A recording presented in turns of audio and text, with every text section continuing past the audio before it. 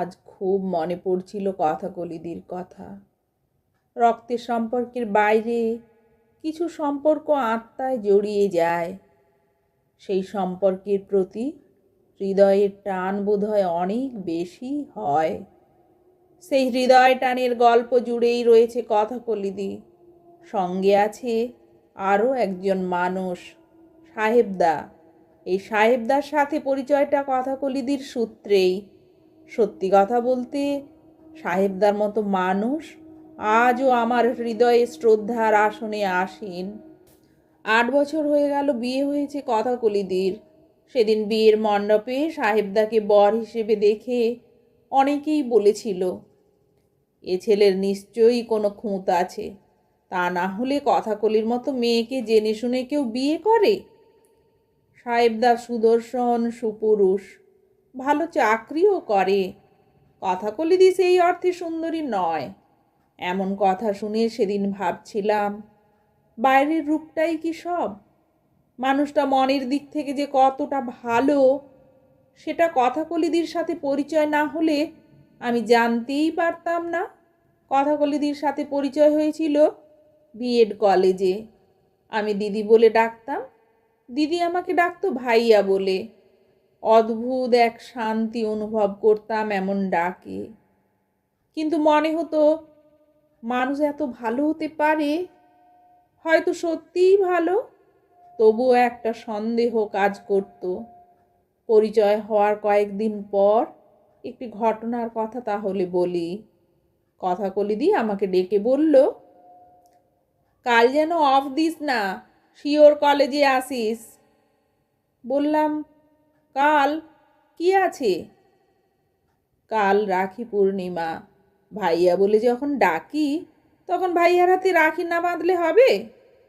মনে দারুণ খুশি নিয়ে পরের দিন কলেজে আসলাম। দিদি রাখি পরাবে বলে রেডি। আমি সামনে যেতেই বলল, হাতটা দে ভাইয়া, আগে রাখিটা বেঁধে দিই। রাখিটা বেঁধে দিল বটে, আমি কিন্তু খুশি হতে পারলাম না। কিছুক্ষণ পরে হাত থেকে রাখিটা খুলে ফেলেছিলাম দিদির সামনেই। আমাকে জিজ্ঞেস করেছিল কথাকলিদি, কি হলো, খুলে ফেললি?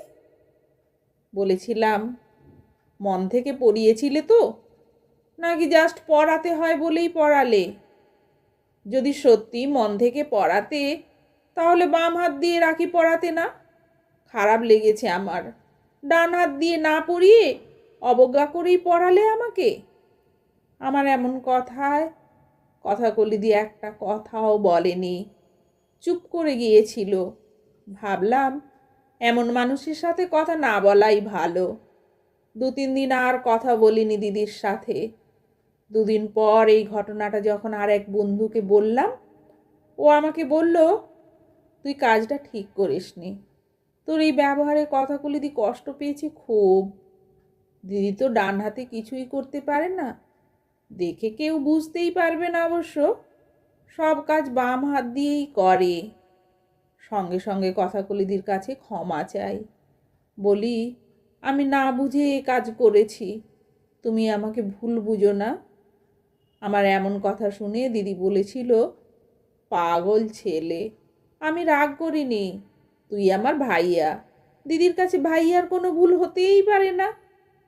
সেই প্রথম উপলব্ধি করলাম, না জেনে না বুঝে কারো প্রতি বাজে ধারণা করা উচিত নয়।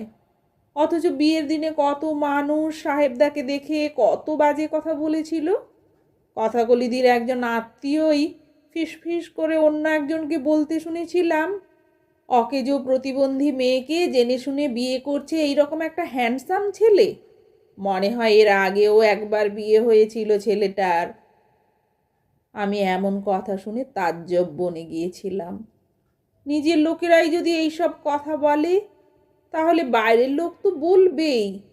সে কথা আমি আর কাউকেই বলিনি। আমি তো জেনে গেছি ততক্ষণে সাহেবদা কেমন মানুষ। বিয়ের আগের দিনের একটি ঘটনায় সাহেবদার আন্তরিকতার পরিচয় পাই। বুঝেছিলাম, দিদির জীবনে যে আসছে সে একজন ভালো মানুষ। সন্ধেবেলায় সবাই মিলে হই হুল্লোড় করছি, দেখি সাহেবদা ফোন করেছে।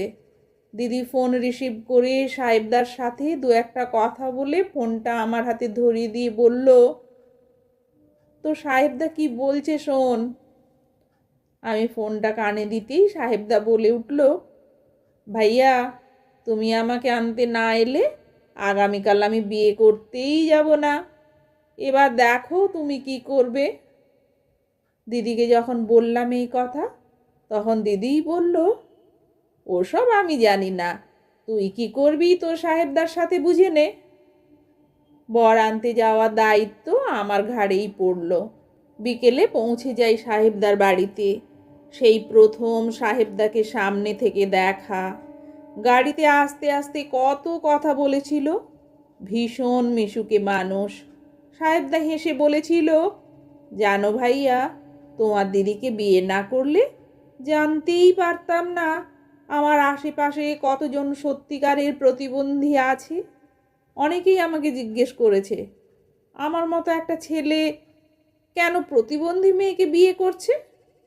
কেউ জিজ্ঞেস করেছে, প্রতিবন্ধী মেয়েকে বিয়ে করছো, তা মেয়ের বাবা কত লাখ দিচ্ছে। আবার কেউ বলেছে, তোর নিশ্চয়ই কোনো প্রবলেম আছে। বুঝলাম, একজন মানুষ যদি শারীরিক প্রতিবন্ধী হয়, তার পাশে অনেক মানুষ থাকে যারা মানসিক প্রতিবন্ধী। শরীরের প্রতিবন্ধকতা সেরে গেলেও মনের প্রতিবন্ধকতা কখনোই সারে না। আমি এইসব মানুষদের জাস্ট পাত্তা দিই না। কথাগুলির সাথে প্রেম করে বিয়ে হচ্ছে না আমার। কেন জানি না, ওকে দেখার পর থেকে মনে হয়েছে ও আমার জীবনসঙ্গী হওয়ার উপযুক্ত মেয়ে। খুব ভালো মনের মানুষ কথাকলি। খুব ভালো লেগেছিল সেদিন সাহেবদার কথাগুলো। অন্তর থেকে শ্রদ্ধা জানিয়েছিলাম সাহেবদাকে। কিছু মানুষকে নিয়ে দুটো কথা না লিখলে আমার কলম অপূর্ণ থেকে যায়। 3 বছর কলকাতায় কাটিয়ে ওরা চলে গেছে বিদেশে। বর্তমানে ক্যালিফোর্নিয়ায় থাকে। বিবাহিত জীবনের আজ ওদের 10 বছর পূর্ণ হলো। ভালো থাকুক কথাকলিদি, ভালো থাকুক সাহেবদা, ভালো রাখুক দুজন দুজনকে।